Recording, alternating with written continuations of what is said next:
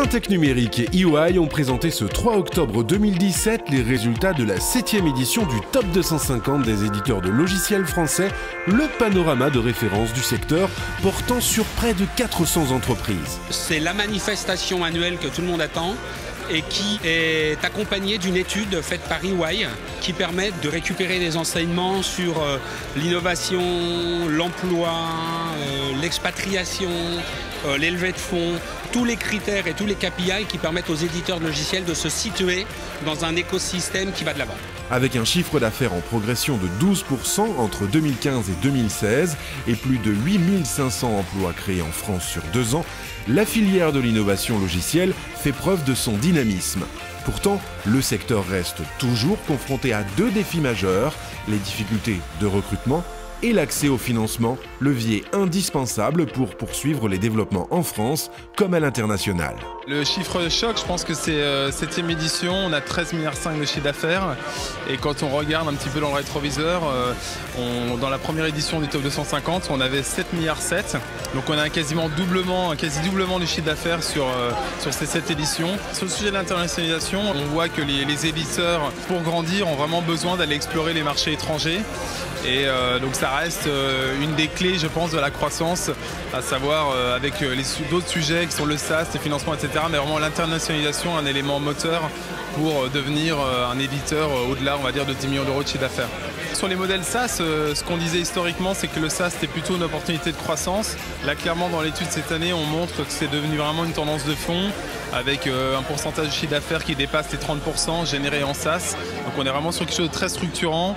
En tout cas, ce qui est certain, c'est que tous les éditeurs aspirent maintenant à une plus grande récurrence de leur chiffre d'affaires à travers le SaaS ou d'autres modes de licence. L'intelligence artificielle était également au cœur de ce Top 250 2017, où les experts ont débattu de ces enjeux pour notre pays. Il faut que la France ait conscience du fait que l'intelligence artificielle va révolutionner à peu près toutes les activités humaines, que derrière l'intelligence artificielle, il y a avant tout du logiciel, et que donc ce soir, les éditeurs de logiciels qui étaient massivement présents doivent se dire que de formidables opportunités vont s'ouvrir à eux dans les années à venir. Aujourd'hui, les investissements aux États-Unis et en Chine sont massifs. Nous sommes plutôt en retard, mais la bonne nouvelle, c'est que il y a un président de la République et un Premier ministre qui sont conscients aussi des enjeux du numérique sur la société. C'est plutôt une bonne nouvelle pour le secteur du numérique, mais c'est aussi rassurant pour l'avenir des Français. Cette soirée a également permis de récompenser 4 entreprises dans le cadre des Trophées 2017. Le trophée 2017 international a été décerné à la société Allégorithmique, à l'origine de la solution Substance, une suite graphique qui s'est imposée sur la niche des textures pour modèles 3D, particulièrement utilisés par les studios de production de jeux vidéo à l'international. Finalement, on donne de la visibilité, une espèce d'aura, pour une société qui est peu connue généralement, parce qu'on n'est pas les producteurs de jeux vidéo, on est les producteurs d'outils qui permettent de créer des jeux ou les producteurs d'outils qui permettent de créer des films. Et alors qu'on connaît généralement les jeux ou les films, voilà. Le trophée 2017 Innovation a quant à lui été décerné à la société Arcamis, spécialisée dans le traitement numérique du signal audio pour améliorer la qualité du son des équipements électroniques à partir d'un procédé de spatialisation. C'est une surprise pour nous, mais on est très heureux, puisqu'on s'y attendait pas particulièrement, mais ça couronne du travail, le talent des équipes, donc on est très contents. Le trophée 2017 Jeux vidéo est revenu à la société Dontnod Entertainment, studio français de développement de jeux vidéo basé à Paris, qui connaît un grand succès à l'international. C'était une grande surprise. C'est un classement qui est intéressant, qui est voilà, où il y a les grands noms. Donc non, on est extrêmement contents.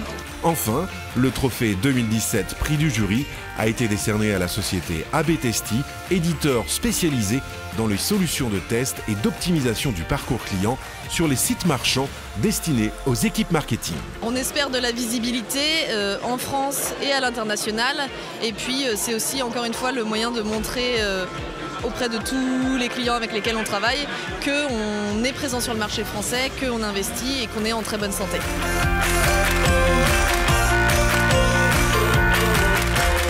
On est très content de voir qu'au niveau des financements, on l'a redit tout à l'heure, il y a quand même une bonne tendance aujourd'hui d'avoir des financements français qui vont dans le bon sens pour soutenir cette industrie.